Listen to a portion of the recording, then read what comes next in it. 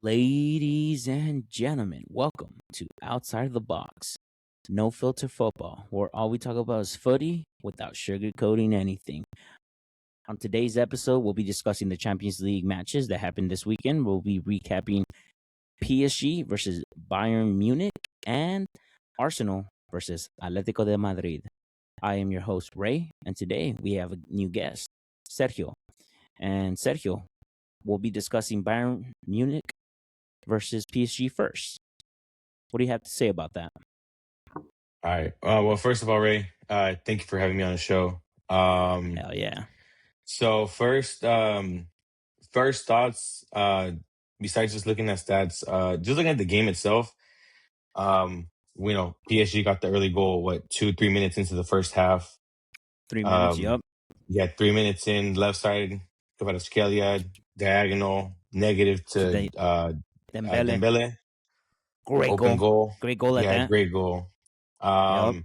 And I think once that goal happened, it kind of seemed like PSG said, "All right, Bayern, here's the ball. Do whatever you want to do with it, and I'm gonna stick to defending. And any chance I can get to attack you on the counter, I'm gonna do it." Just by looking quickly at stats, they had the same amount of shots, but shots on target were 8-5. Possession 62-38. So that really shows you that PSG was okay with that one goal Sitting lead back. in the game, 2-goal lead in the aggregate, and they were okay with sitting back and defending as long as they had to. And now, I think that was the difference maker. You know, I feel like Luis Enrique, the manager for PSG, came with a game plan, and he's like, "All right, like we're gonna attack, and Bayern's gonna attack."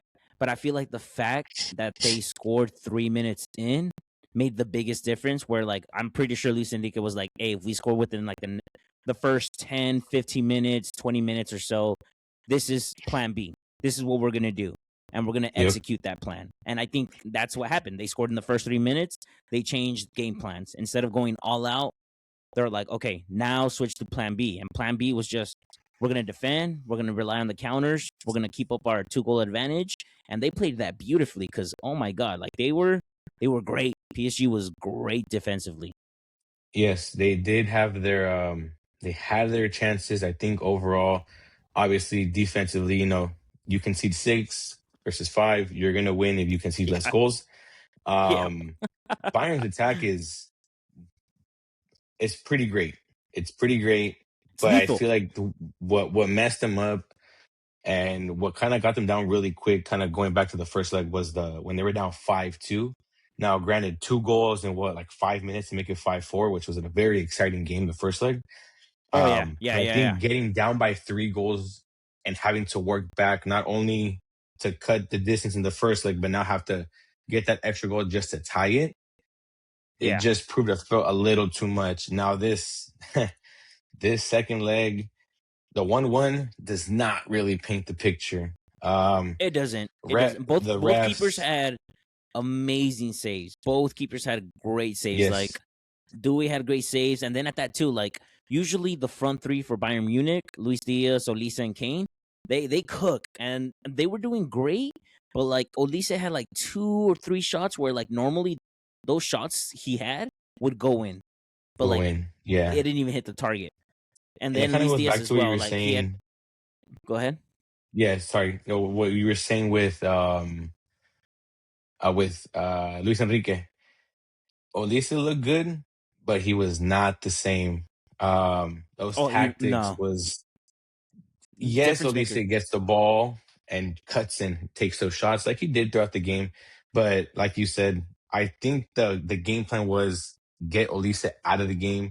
He's gonna get the ball, but if you don't give him that space to create and then shoot, I think proved a bit frustrating for him. Yes, it limited him. Yes, it limited him in terms of his cutbacks.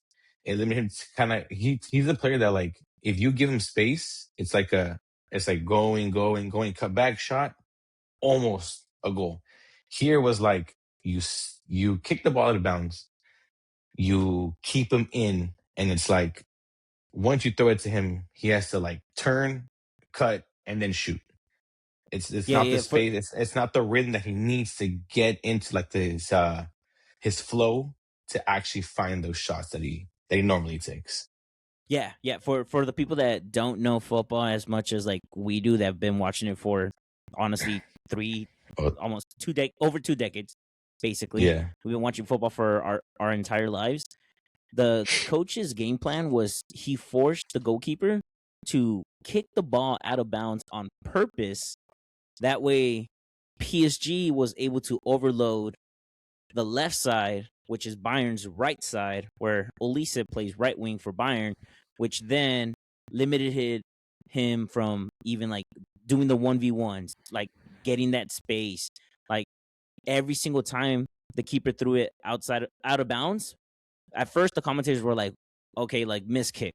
Okay, but then he kept doing it and doing it and and doing again, it. And then miss it was kick, like, miss kick, miss kick. It's like, what's yep. And it going was like, on? okay, now this is intentional.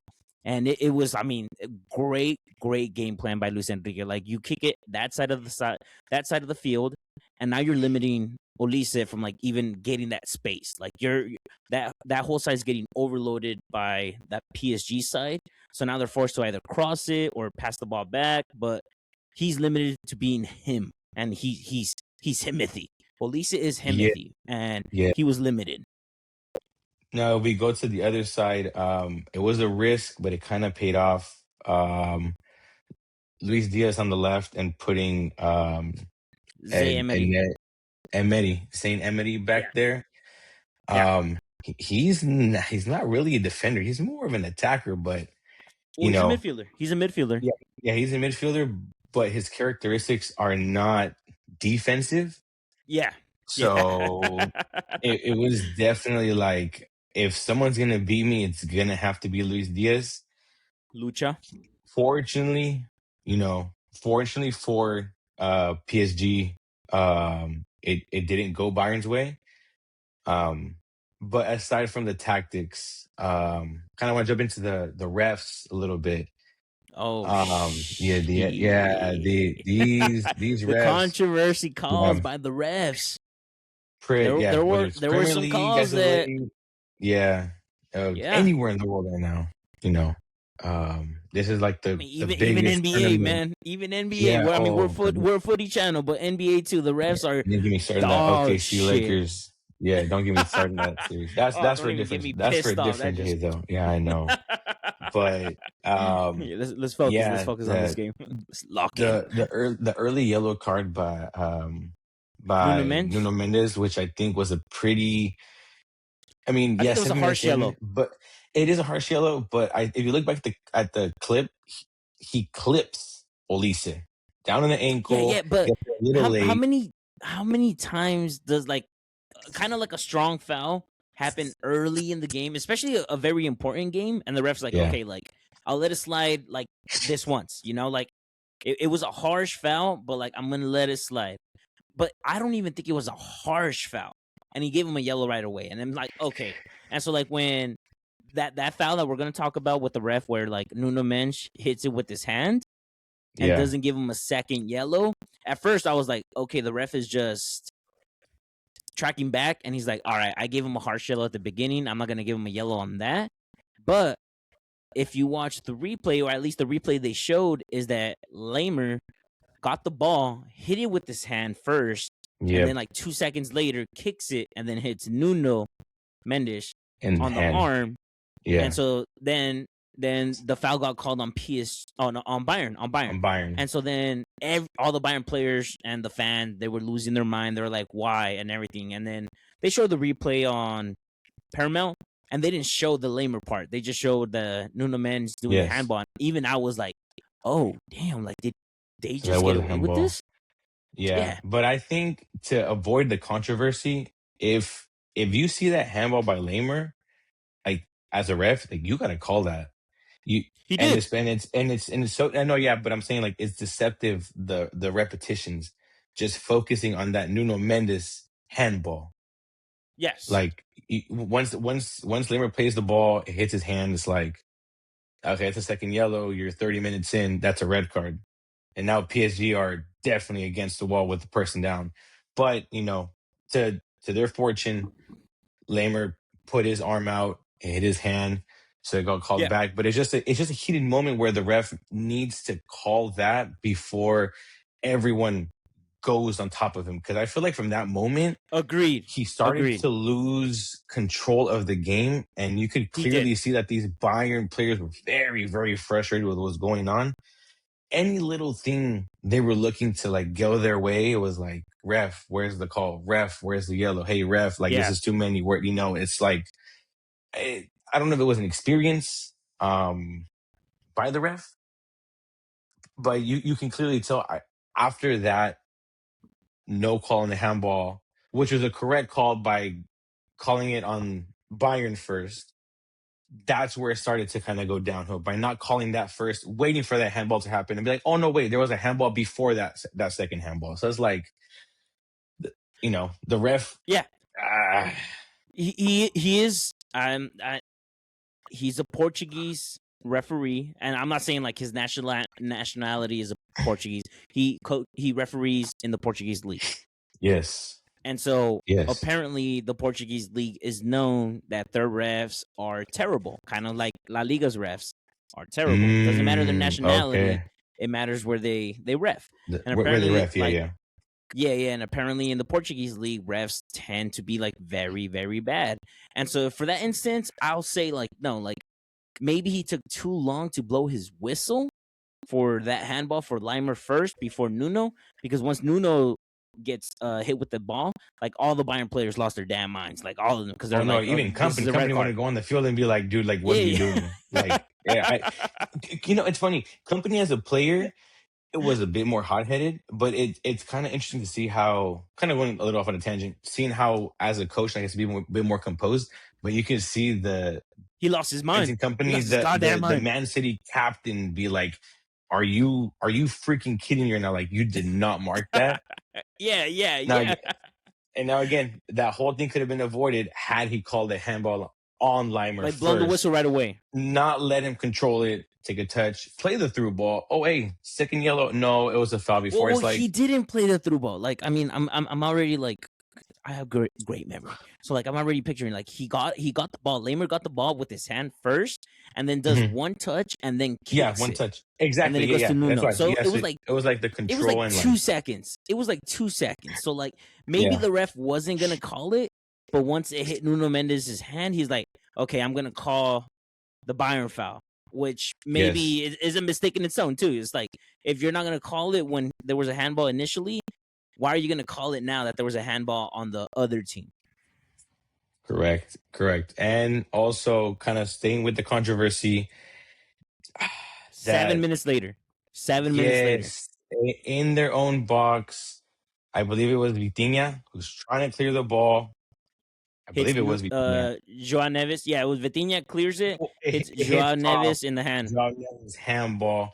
Now he was like, right here, he was like, right it's like your hands extended and you're like, surely it's a PK, but apparently to FIFA rules, they I read that if your own player is clearing it from such a short distance and it hits your hand, then it's not a handball.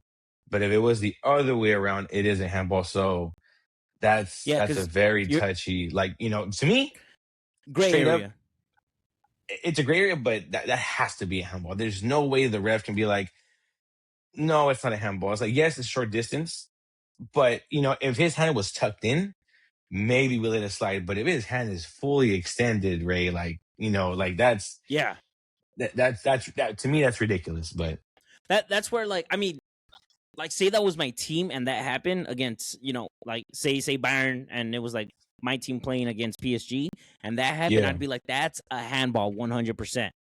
But like being a neutral and I see that and I'm like, okay, it's so difficult to try to give that a handball when the player is trying to clear the ball. So like it's not even heading anywhere near the goal, hits his own player within like 5 yards away. The player thinks he's gonna get hit in the head. So like he puts his hands up, like he's like, oh, I'm about to get hit in the head. And then it hits his hand. It's like, it's as a neutral, it's difficult to be like, that's a handball. And like even like Jamie Carragher, he was all like, it would have been very unfortunate if that was given a handball, but it's like that's a gray area. Like I don't know if like letter by the law that's a handball. I really don't. Like I searched it up Yeah. and it was still it Very was still unclear. like it wasn't Yeah. clear. It wasn't clear because it's player to play. It's your own team versus your own team, you know. But that was controversial in itself as well. Yeah, just to play devil's advocate, and like I said, it's a gray area, but I think, I've played soccer since I was the age of 5. I've been watching soccer for so long. It's just Yeah, been so automatic. If you just see a handball, and especially because his hands, in the it's box. extended and it's in the box, it's like, Oh, and it was that, extended. It legit. It was yeah. like the motherfucker had it like right here. Yeah, Yeah, yeah, yeah. his hand I was only agree like with if that it was part. like if it was tucked in and like trying to cover his face like this, then Different, that's just, different. yeah, that's not a handball. You're protecting yourself. But if you're protecting yourself, like you can kind of see his head go the other way and his arm is out. It's like, I don't know, but I Difficult. mean, Difficult. aside from those two, um, PSG better offense, better defense, and that's what really won the game. That 5-4 first leg was electric to say the least. Oh, But this 100%. 1-1 was though this 1-1 was very, very, very tactical from Yeah, Luis Enrique's part, and it was just like you said, the Olise thing was I didn't realize it masterful. until after the game. It's like kicking it out of bounds, out of Masterful. bounds, out of bounds, out of bounds. Like, Yeah, yeah, you're constricting his flow that he needs his to get into to movement, start creating. everything. Yes. Yeah, and that's what's like that's a whole different level of like even in like old football that was never done. This is like different level Yeah. tactics of modern football. Like these are things that a coach is thinking about. Where like this like 200 plus IQ. Like honestly, it is because like Yeah. It's you're insane. purposely. It's like I wouldn't say basketball, but like you're like purposely doing plays to limit one player from like even attempting to be able to do anything. Like in volleyball, Yes. it's done in volleyball. Like you'll purposely serve to a specific player, so that way that player doesn't get to like hit the ball on the rally. Right. Exactly. And, you know, Kane is their guy, but the one that helps create, aside from Lucho Diaz on the left, but it's been Olise. as of late, and it's been late earlier in the season, not as much, but as he started getting traction, and now as they're going to the World Cup, Olise is in great form. But this was something that Luis Enrique said: if I can stop this man from Oh yeah, getting the ball, turning, taking his touches, getting to his rhythm, and shooting, then I can live with someone else beating me. And it happened. Someone else had and to I do think it, like and yeah, I think like other coaches are gonna take note of that. You know, like I mean, you have to have that team to be able to do it. Like team that is able to press and like great structure. But like that right, type of thing where like you limit a winger from even able like at least for like that specific play. So like you're limiting him for at least a couple of minutes because you're yeah, overloading that specific side for a certain amount of time. That's genius. That's straight up it's genius. next Like level. Yeah, that's yeah, that's next level. I've never seen something like that. And then like in game, while I was watching, I was like, why is he doing that? And then afterwards, I was like, wait, he's doing it for a reason, you know? Like he's doing it for a reason. And then I saw like all the yeah. tweets and everything, and I'm like, oh my god, that's Uh, actually cracked. Yeah. That's Yeah. cracked. The heat map literally shows uh PSG's goalkeeper Just kicking the barely ball through in the one middle, and direction. everything is to the side. Yep. Whether it's Yep. the left or the right, we're not letting these wingers, especially Olise, beat us this time. Well, it's like But yeah, I think it was I think overall both legs were insane. oh yeah, and I think it was like I was gonna say the PSG game versus Inter Milan last year, the Champions League final. Oh, You know how like at the kickoff they would start and they would just and just punt the ball. purposely kick it out of bounds, and that way like they're able to overload and press that specific side. And so like that way like Inter Milan is purposely starting on their own defensive side, but now they're being Yes. pressed. Like so you're more likely to make mistakes like that too. Genius. And now he does this too. God damn, this manager Yeah. legitimately is It's different. out of It's this different. world. Yeah. If it doesn't work out with Spain this year, I think Spain should make a call, be like, "Hey, bro, you want to you want to coach the national team?" No, I think he needs to go to just. I mean, I would honestly stay at a club level and then go to another club because like now he has 2 Champions Leagues. He won a Champions League with Barcelona in 2015, which is the last time Barcelona has won a Champions League at that. Now he's won it with PSG last year, and he's very likely, I'm not going to say it's for sure, but he's very likely to get another one this year, which would be 3, like, stay at the club level, man. Like, that guy's a damn genius. And I think overall, PSG, over 2 legs, deserve to advance. I think over 2 legs, they did deserve to advance. Yes. Aside from the controversy from the second leg, I think all in all, just the overall offensive powerhouse that is PSG with those 3 up top, and fucking insane. But both defenses could have looked better, but at the end of the day, PSG's defense withheld an extra goal from being scored, and it went through. So yeah. Yep. Agreed. So let's go on and let's talk about the game on Tuesday, which was Arsenal versus Atletico de Madrid, which ended in 1-0 in favor of Arsenal. Right. Man, this is like the Haram Derby. I mean, the first leg, for sure. I think the second leg, Arsenal, I hate Arsenal. I hate Arsenal. We both do.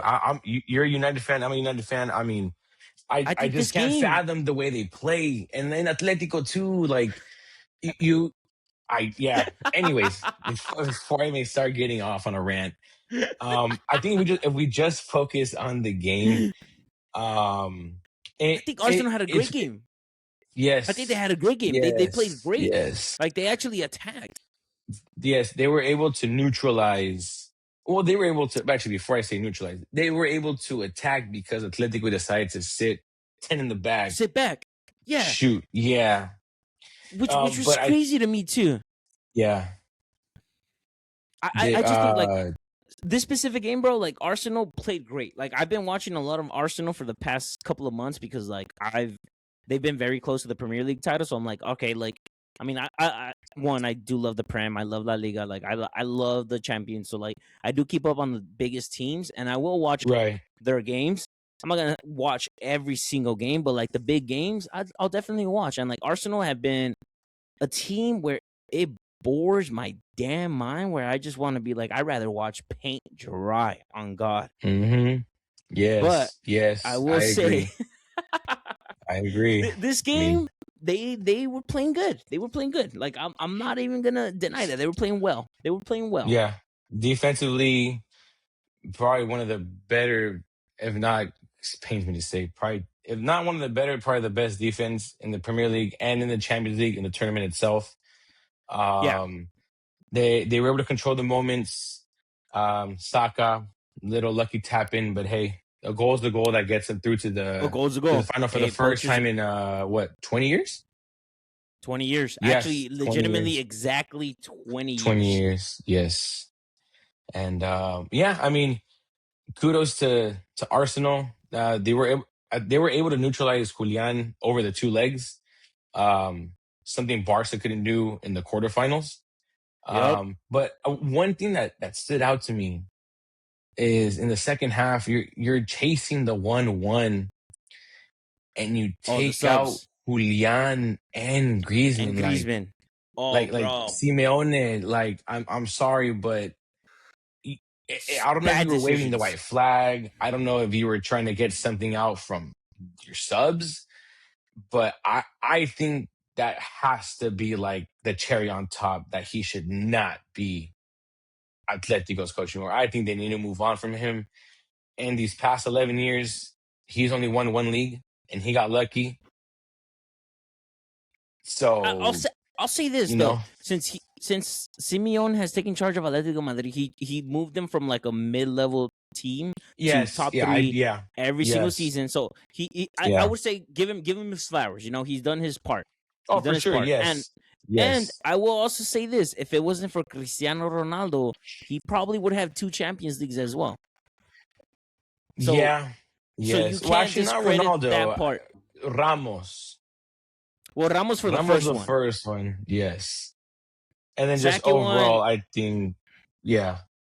And then, I mean, they got eliminated by Juventus when Ronaldo scored a hat trick on them, But, like, all right, I went on a tangent as well. Like, damn, I got a little heated. But I would say, yeah, the what you mentioned, the subs, man. Like, he subbed out Griezmann and Alvarez in the 66th minute, and he put in Yes. Thiago Almada and Alex Oh, Baena. yes. Like, Almada and who? Baena's like, Who? yeah, yeah. They Like, got what? Almada. Yeah, they got What? Almada and thought that, coming from Bro. the Brazilian league, from Botafogo, really great club in Brazil. They thought, his game would translate really well to Atlético's. It's just Atletico de Madrid has such a way of playing, and Simeone has such a style that it's like some of these players just don't Don't fit them. don't belong there. They don't belong there. And I'll start with Julian Alvarez. Julian Alvarez should He leave doesn't the belong team. He there. should go to a Yeah. more offensive powered, team. At City, unfortunately, it didn't work out because you got someone like Haaland. excuse me. Yeah, bless you. Someone like Bless you. Haaland. God bless you. Who are you gonna start? Thank you, sir. Haaland Yeah. or Julian? You know? And then, like, I mean, for like Alvarez, I think like Barcelona. I don't like Barcelona, but like for Barcelona, he'd probably be one of their best strikers they've ever had in their entire history. Yeah. History. On a Like, I on a think he healthy would Barcelona genuinely team. just cook. Oh yeah, absolutely. A healthy Because they're Barcelona just team with no injuries. You have Julian, you have Dani Olmo, and you have Lamine Yamal. and then Rafinha in the left wing. And Rafinha. Oh yeah, Rafinha. Oh God, he's been out for so long. Yes. Sorry, Yeah. Rafinha, Julian, and Lamine screams Dynasty. Yes, yes. Yeah, And they're that all. team And would be disgusting. Rafinha is almost on the wrong side of 30, but Julian is Wrong 26. side of Lamine is 30. what, 18, 19? 18, 19, 18, 19. You can work with those two and just find a replacement for that left side, but man, yeah, really going off on a tangent now. Going to besides the Yeah. We disgusting went to Arsenal Barcelona now. game. Yeah, now we're in Barcelona. We're Madrid fans. It's just Julian just needs to. Julian needs to exit that team. Granted, like you said, give Simeone his flowers for bringing them from a mid-table to a top 3, top 4 finish. I don't think he's finished below 4th since he's been there. I could be I wrong. don't think so. You I got to don't fact think check me so. on that. Yeah, But I it's been genuinely don't damn think so. I'll have near, to look it up, but yeah, Champions League and maybe one time 5th place when they won the Europa. they've been great in the Champions. They've really been great. Like, and it's just like they're just like, I think it might be the fact that like they're just a little too defensive minded. Like, say like that Copa del Rey matchup between them and Barcelona, where they scored 3 goals in 30 minutes against Barcelona in the Camp Nou. They had the offensive capabilities, but then I think he just goes back to his old habits, and he's like, I'm gonna be a hermit. I'm gonna be a shell. We're gonna go back and be defensive. I think this is what he did with the Arsenal game on Tuesday, and I think that just it didn't go well for them. Like, why would you go defensive in a game where like you were tied? You need to win. Yeah. If you're winning, even if you're winning by 1 goal, like you still can't go to some place and say, I'm gonna defend for And go to 90 minutes. penalties. That Copa del Rey, they win Yeah. 4-0 at home, and he decides, I'm gonna defend for 90 minutes. And they lost 3-0. Lost 3-0. They got lucky, they advanced. Yeah. And then and again in the Barcelona series, they get that great 2-0 victory in the Camp Nou. And now you're at home and you want to defend. It doesn't make sense. There you're with your people. You want to go out, you want to act like it's still tied, like everything's up in the air, and you have those people push you. Because that Atletico fan base, call it what you will, it's one of the most loyal. Even when they went down to second division 100%. back in the 90s, they're behind their team no matter what. So I mean, yeah, I just I don't know. Cholo Simeone is very interesting. His decision making is very subpar at times, and this is one of those times where he got the game plan wrong. He probably thought, I'll go 120 minutes in London, defend, and maybe go to penalties and win the game. And it didn't work out. I also think one of that like had to contribute with is that Arsenal was in poor form. I think he assumed that Arsenal was also going to be very defensive, but they weren't. Yes. They were actually attacking, and like I was surprised by that. Like they were playing well. Like it surprised me. I'm like, I didn't know Arsenal could do this. You know, like last time I seen Arsenal play offensive football might have been like 6 months ago. To be honest, like I didn't know they had that in their bag. You know, like they were playing well. They were playing well. Like Saka, they have him back. Eze, very good camp. Gyökeres, he did very good because like he's one of those strikers where like you hold the ball.